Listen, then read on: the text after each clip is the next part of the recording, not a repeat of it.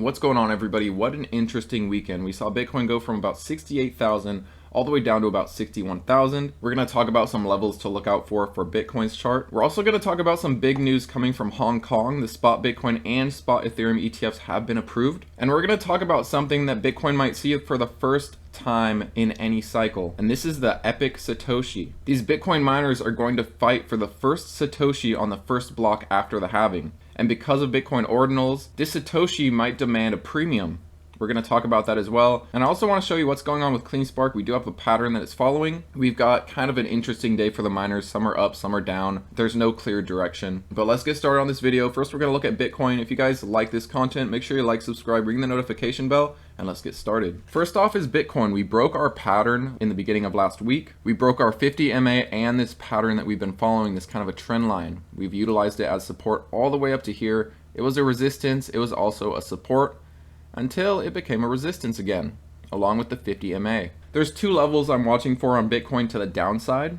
If we come back down to where we just were to retest, I'd want to watch how we do at this 61.5 area. If we break this, we are probably heading down to about 58, 59,000. And looking at the EMAs, you'll see that this is this 58, 59,000 area is right where the 100 EMA is at. We did break our 50. It would make sense that our next test would be down to the 100 if we do break this 61.5. I believe these little pullbacks as we approach the halving, these are the times to buy. Whether you're talking about Bitcoin, whether you're talking about the miners, whether you're talking about alts, you have to buy any weakness leading up to the halving. I find it very unlikely that we're going to see these EMAs cross, but a test of the 100 EMA is definitely not out of the question. I'm just saying I doubt we're going to see such a pullback that we see the 50 cross the 100, let alone the 50 cross the 200 EMA. And same goes for the moving averages, and I've said this quite a while ago. This is going to be our last golden cross until the bear market and we see a death cross. We're going to be riding bullish on this golden cross probably for the next couple of months. I find it extremely unlikely that we're going to see this 50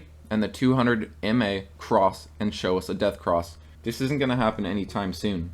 This will probably happen early 2025, mid 2025. Despite being under the 50 MA, Bitcoin is still bullish. We are in the correct order. The 50 is going to remain above the 200 MA throughout the next couple of months at the very least, in my opinion. And there was one time that we broke the 50 MA and it was very short-lived. You'll see back here in mid-January, we did see a little pullback. This was around the ETF hype. They got approved. We saw buy the rumor, sell the news. They ran up leading up to the spot ETF approval. We saw a quick retracement, then we rode back up the 50 MA and went on to create new all-time highs. So I'm not too worried that we broke the 50 MA here. I would be a little worried on the short term on the break of these two levels. Our next level of support could be as low as 53 to 55,000 if we do break those first two levels up here. Now's the time to be taking advantage of Bitcoin on any pullbacks. If you missed all of 2022, all of 2023, I don't think it's too late. I don't think it's too late to add Bitcoin.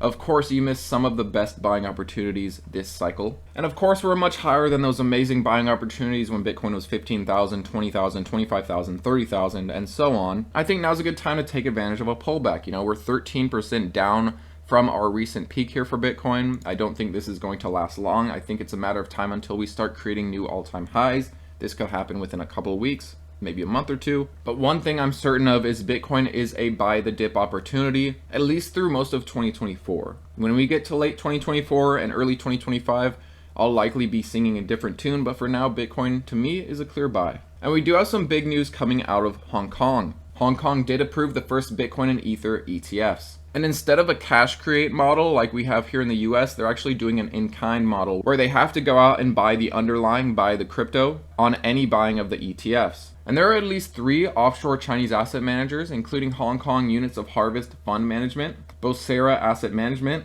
and China Asset Management, or China AMC. And they will be launching their spot Ether and Bitcoin ETFs very soon. According to reports, Hong Kong Exchange will need roughly 2 weeks to finalize listing procedures and other arrangements after the SFC's approval. Now, the Hong Kong spot Bitcoin and spot Ethereum ETFs, they're going to have much less of an effect compared to the US. but this is still overall a positive. We're going to continue to see more and more countries, adopting these spot Bitcoin ETFs, spot Ethereum ETFs, who knows what else. They're seeing the massive success that the US saw, and they want a piece of it. Now, I also want to talk about this epic sat that these Bitcoin miners are going to fight for. And this article says that the first satoshi to be mined after this month's halving could theoretically attain a value of 1 million or more on marketplaces for digital collectibles. And Marathon's very own exec said, it's kind of a lottery ticket. And now there's this scale called Road Armor's scale, going from uncommon, for example, which is the first satoshi of each block, all the way up to mythic, which is the first sat on the very first block, likely locked away by Satoshi Nakamoto. But in between, on the higher end of the scale, ranks the first sat after Bitcoin rewards halving, the start of a new epoch in the Bitcoin world. It is classified as epic. And Tristan, the founder of Ordiscan, thinks that this sat could be conservatively valued at 50 million by prospective ordinals enthusiasts. And the chief growth officer over at Marathon, said that, so if we take that Satoshi that's produced in an event that happens every 2 weeks to a Satoshi that's produced once every 4 years, I don't know what that's going to be worth, but it could be worth millions. Now, there's a little more to that article. They kind of talk about minute details. They talk about other rare Satoshis that Bitcoin mining firms do hold. And there's going to be something interesting in the future that these miners will benefit from, as they mine certain blocks that in time will be seen as very important.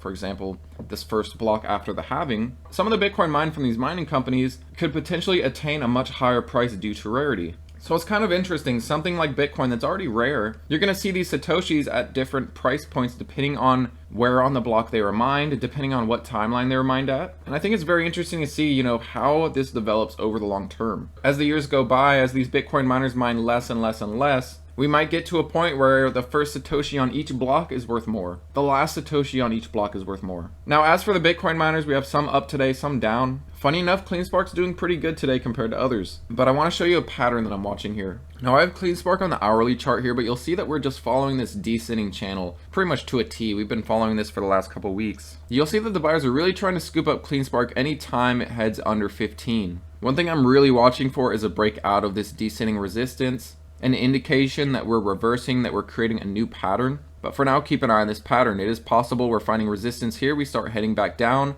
test that 15 again, take advantage and add some under 15. The halving is basically right here. By the halving, we're either going to be sitting around 15, 14, or maybe a little lower. These times when everyone's fearful, these times when everyone's saying, you better sell these miners, they're about to tank, the halving's coming. These are the times you want to buy. The market is forwards looking. Many of these miners are down 50, 60%. CleanSpark's down right around 40%.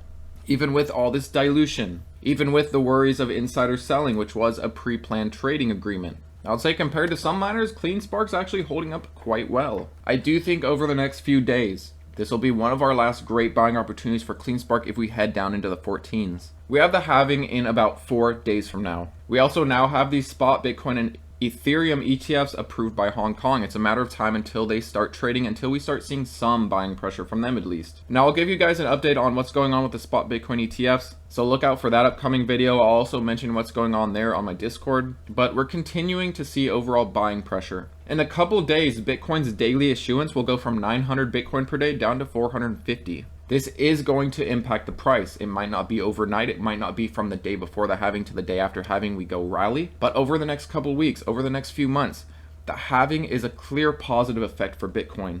Also, we have Grayscale and BlackRock soon to flip. They're under $3 billion away from each other. This will come soon after the halving. By the halving, they may only be around $1.5 billion away from flipping. Once we see that, that will be a big relief for Bitcoin. Seeing the largest seller of Bitcoin being taken over by a bigger buyer of Bitcoin, that indicates a shift. Once you see Grayscale get passed up by BlackRock, I do think the market will see it as a big shift. Grayscale getting less and less of that selling effect as their funds dwindle down, and BlackRock showing that there's still buying pressure, that there's still buyers for Bitcoin as their overall funds continue to grow, as their assets under management continue to grow.